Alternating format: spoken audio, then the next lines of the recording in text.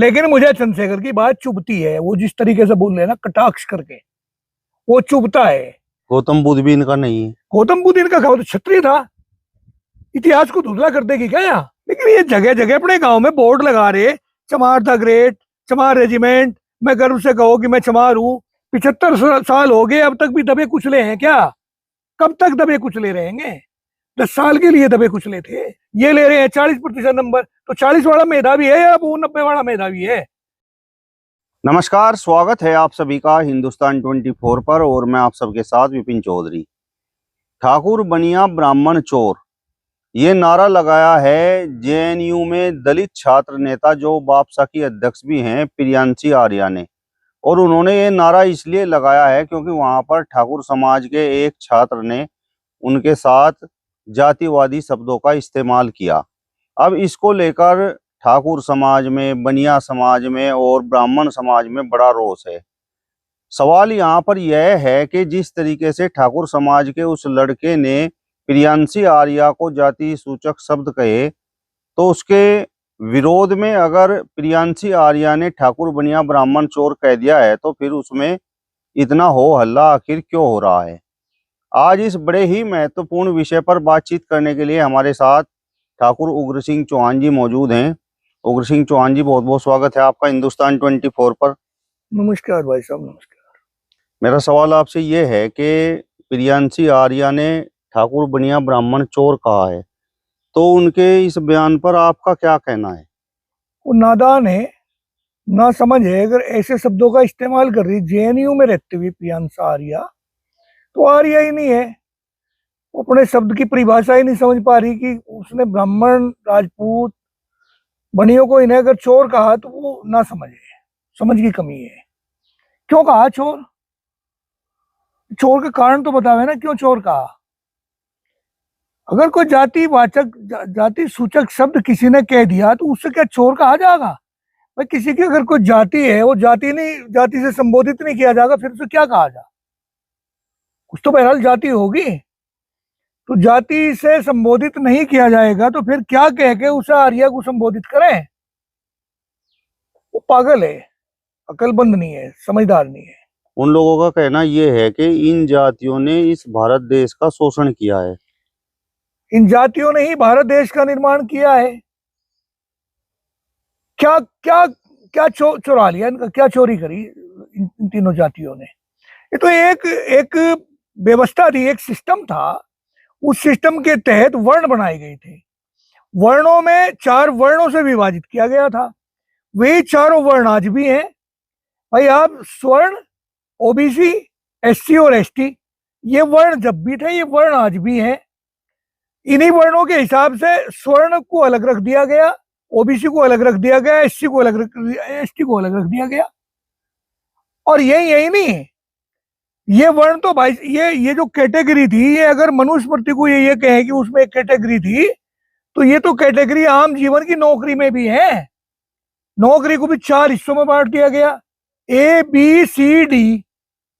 अब अगर ए क्लास 1 अफसर है, क्लास 1 अफसर को कोई डी क्लास का कर्मचारी उसके पास जाकर तो सलूट भी मारेगा, उसकी सेवा भी करेगा, उसके हाजी भी करेगा, हाजुरी भी करेगा। तो यही कैटेगरी है, जब तक वही कैटेगरी आज है।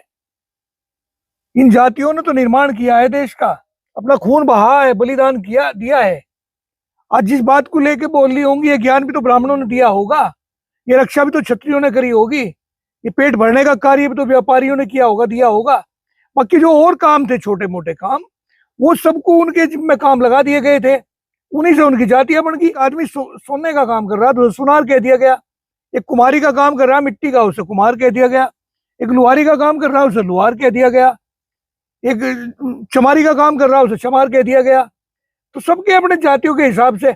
आज भाई साहब, आज एक ब्राह्मण अगर वो दुकान करे बच्चा, उसने बाजार में दुकान कर ली, ब्राह्मण खत्म हो गया, दुकान होगी। वही ब्राह्मण, एक ब्राह्मण अगर कहीं जाके उसने दूध का काम कर लिया, वो दूधिया हो गया, ब्राह्मण नहीं रहा। उसने कपड़े का काम शुरू कर दिया, वो कपड़े का आदमी हो गया। तो जो उस टाइम पे जो काम कर रहे थे जो लोग बाग, उस हिसाब से जातियां बना दी गई। तो जातियों में अगर वो इस हिसाब से आरोप स्वर्ण जाति के लोगों पे या राजपूत, ब्राह्मण और वैश्य पे इस प्रकार के आरोप लगा रहा, मैं तो उसे मतिमंद मानता हूं। उसे अपने दिमाग को चेक करवाने के लिए अस्पताल की में जाना चाहिए। प्रियांशी आर्य की मति मारी गई है। मति तो मारी ही गई, इससे ज्यादा और वो क्या कह सकती है। इस देश का निर्माण करने वाले लोगों ने, जिन्होंने, नहीं तो वो बोल लेती।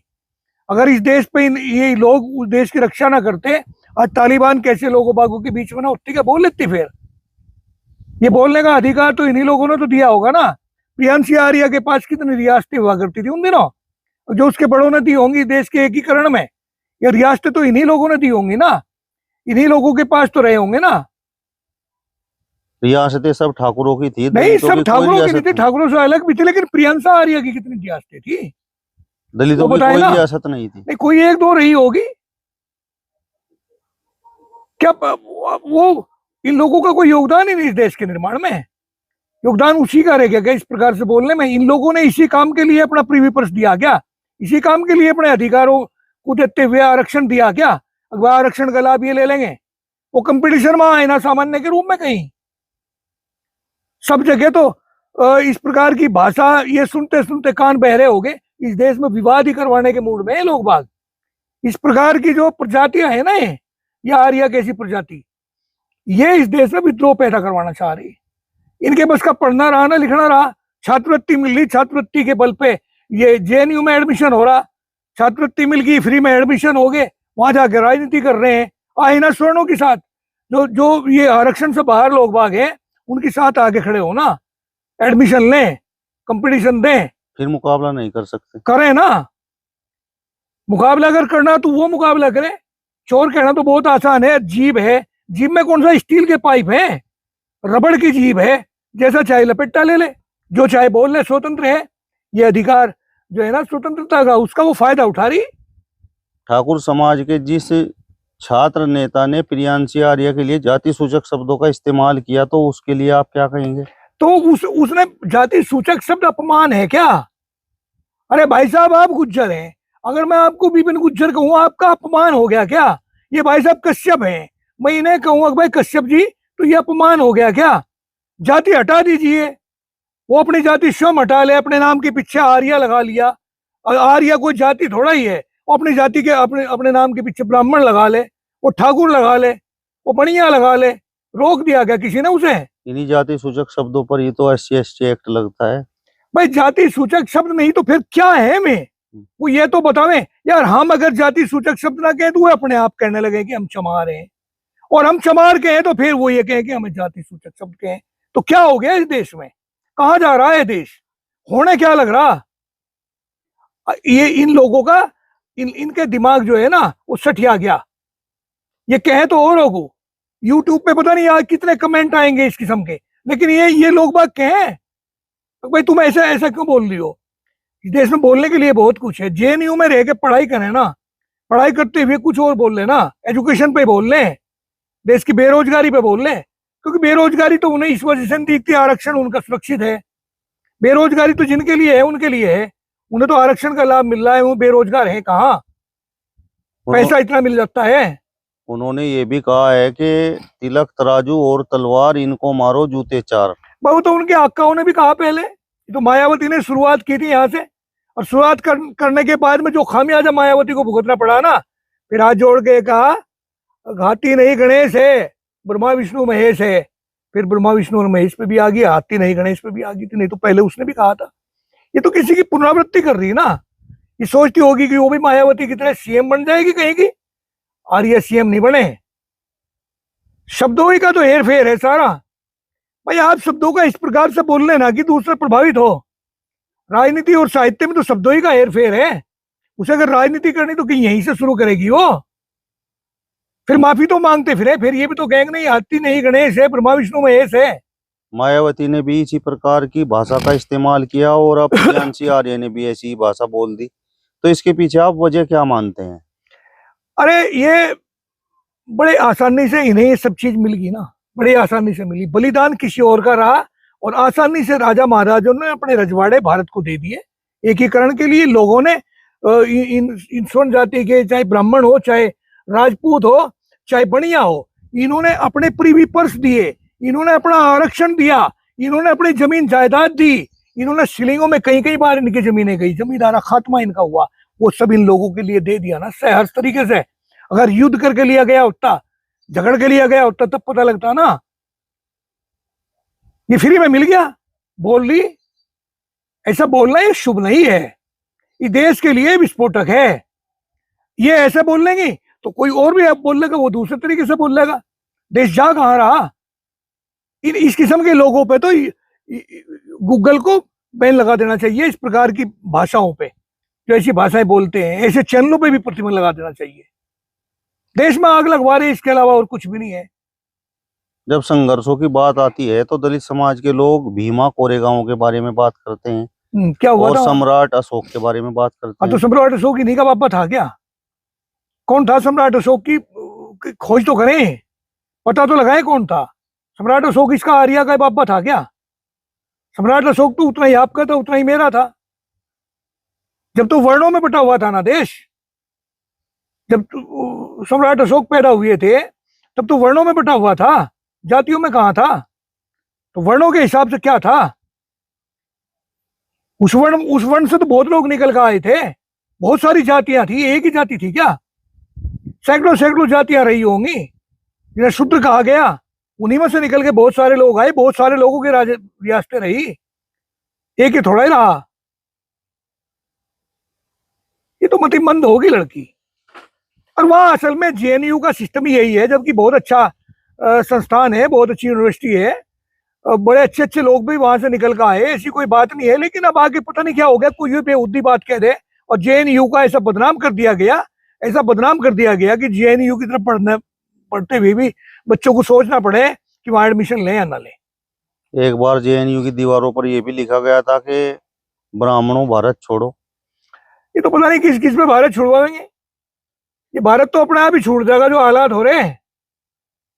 भारत रही कहां जाएगा भारत? बहुत बड़ा बलिदान मांग रहा है भारत, उन्हें भारत को स्थापित करने के लिए। या आर्या कर देगी ये व्यवस्था सारी की सारी ठीक ठाक। ये तो कुछ भी लिख दे भाई साहब, ये आजादी है, स्वतंत्रता है, इसमें अभिव्यक्ति की स्वतंत्रता, मर्जी आए जो बोल ले, मर्जी आए जो कहे, किसी पे कोई प्रतिबंध नहीं है। ब्राह्मणवाद, आतंकवाद, पाखंडवाद, ये सब बातें उन्होंने बोली हैं। अरे तो अगर ब्राह्मणवाद इन्हें पसंद नहीं था तो चले गए, बौद्ध की तरफ चले गए, बौद्ध बन गए, किसने रोक दिया? अब कुछ और बन जाएं, इस्लाम स्वीकार कर लें, अब सिख बन जाएं। जिन्हें सनातन धर्म पसंद नहीं आया था उन्होंने इस्लाम भी स्वीकार किया, उन्होंने बौद्ध भी स्वीकार किया, वो लोग बाग सिख भी बने, मजहबी सिख जो हैं। ये सब वही तो लोग थे जिन्हें सनातन नहीं पसंद आया था। अगर इन्हें सनातन धर्म की कुरीतियां, उनकी रूढ़िवादिता, उनकी उनके विचार, उनकी ऋचाएं, उनका कोई भी सिस्टम अच्छा नहीं लग रहा तो छोड़ दीजिए। पहले भी तो छोड़ा है, कौन मना कर रहा है छोड़ने के लिए? स्वीकार कर ले इस्लाम को, स्वीकार कर ले सिख को, स्वीकार कर ले बुद्ध को। बौद्ध धर्मावलंबी तो बहुत सारे यही लोग हैं, जबकि भगवान बुद्ध की उत्पत्ति कहां से हुई थी? वो तो स्वर्णों से हुई थी, तो क्षत्रिय था। एक क्षत्रिय के द्वारा बनाए गए धर्म को बहुत बढ़िया मान रहे हैं, इधर सनातन को बुरा बता रहे हैं, रूढ़िवादिता बता रहे हैं। गौतम बुद्ध भी इनका नहीं है। गौतम बुद्ध इनका था, तो क्षत्रिय था। इतिहास को धुंधला कर देगी क्या यहाँ? इसके हाथ में सब कुछ सिस्टम है क्या यार? इतिहास तो इतिहास है, इतिहास को इतिहास रहने दो, इसे मत इतना तोड़ो मोड़ो। कौन नहीं जानता राजा सुयोधन कौन था? कौन नहीं जानता सिद्धार्थ कौन था? ये तो क्षत्रिय वर्ग के लोग बाग थे। अगर क्षत्रियों को भी ये उसमें अपने में मान ली, दलित में तो भाई ये जाने, इसका काम जाने, ये तो फिर किसी को भी कुछ भी मान ले। ये तो हजरत मोहम्मद को भी अपना मान लेगी।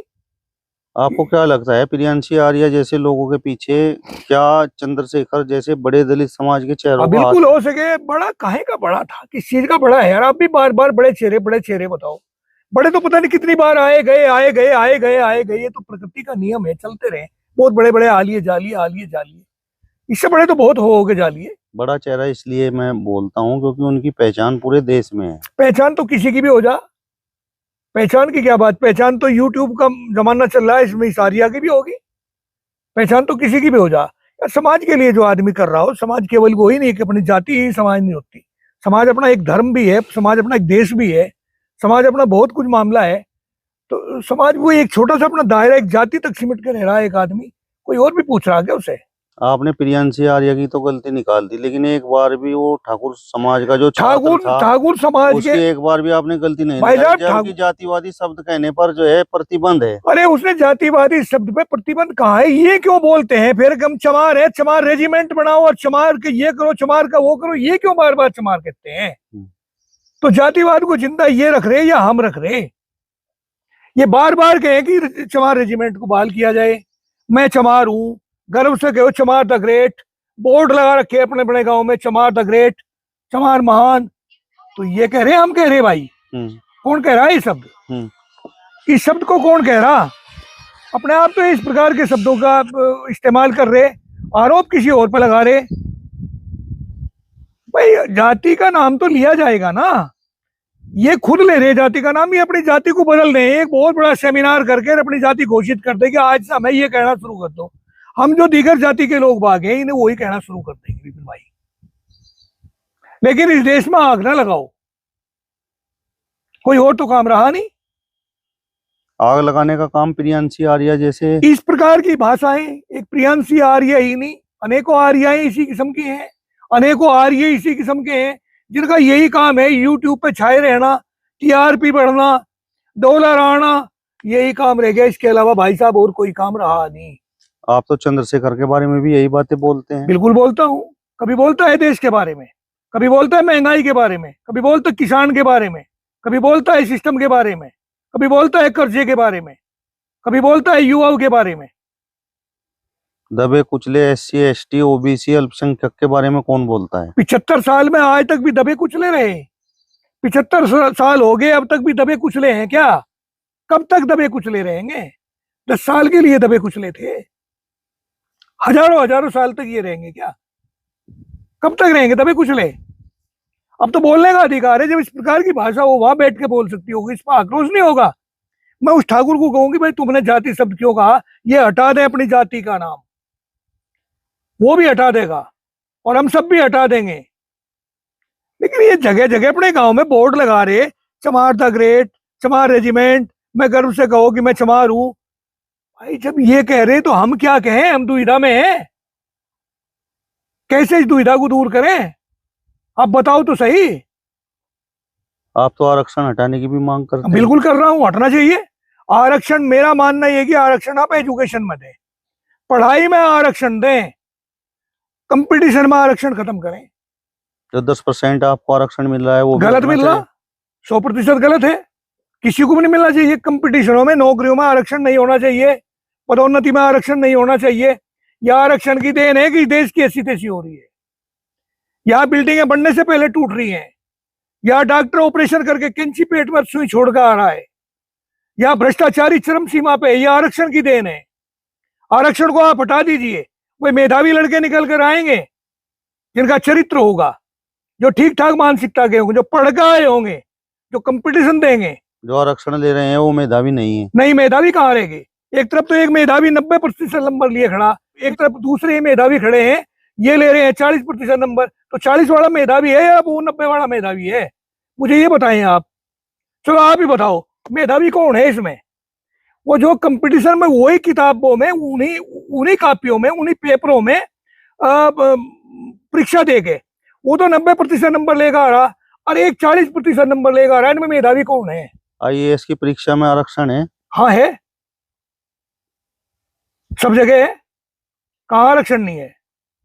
टीना डाबी जो दलित समाज की थी, उन्होंने तो कंपटीशन जीत का आई थी, आज टॉप किया था। हाँ, तो वो भी तो दलित समाज से थी। नहीं तो टीना डाबी दलित से थी, वो दलित से जो थी ना, उसने कंपटीशन जीता, कंपटीशन पास करके वो आई। तो ऐसे ही हमें ना ये भी। तो मेधावी तो इन लोगों में भी हाँ, तो मेधावी इन लोगों में है, तो पता तो लगेगा ना। मैं कहाँ कह रहा इनमें नहीं है, इनमें भी मेधावी, आरक्षण तो हटाइए ना। इनके मेधावी हैं, हमें उनका स्वागत है, कौन मना कर रहा? आज भी जो इनके मेधावी हैं वो आज भी ठीक है। जो अफसर हमें ना, जो सीधे आए, आरक्षण से हटका आए, बचका आए, जनरल कोटे से आए, वो आज भी ठीक है, उनकी मानसिकता आज भी बहुत बढ़िया है। आरक्षण से आप इस देश में भला मान रहे क्या? ला आप भी बताओ। चलो मैं आपसे पूछूं, ये प्रश्न मेरा ही प्रश्न आपसे है कि आरक्षण हो रहा है, क्या देश शुभ है, ठीक है कि देश के लिए? नहीं, मैं इसमें क्या बोल सकता हूँ, ये तो एक व्यवस्था है। नहीं, व्यवस्था तो गलत बन गई ना। व्यवस्था को इसे इसे तोड़ेगा कौन, कौन हटावेगा? जब लोग नहीं बोल लेंगे तब तक ये ऐसे ही रहेगा। भाई जुर्म को सहन करना भी तो, जुर्म को देखना, जुर्म को सहन करना भी तो जुर्म है। फिर तो आप SC/ST एक्ट हटाने की भी मांग हाँ तो करिए। बिल्कुल होनी चाहिए ऐसी। जब जब कत्ल के ऐसे मामले में, भाई 302 तो बहुत बड़ा अपराध है, कत्ल के मामले में भी जांच होती है, जांच के बाद में वो आदमी जेल जाए, तो SC/ST में बिना जांच के क्यों जेल जाए?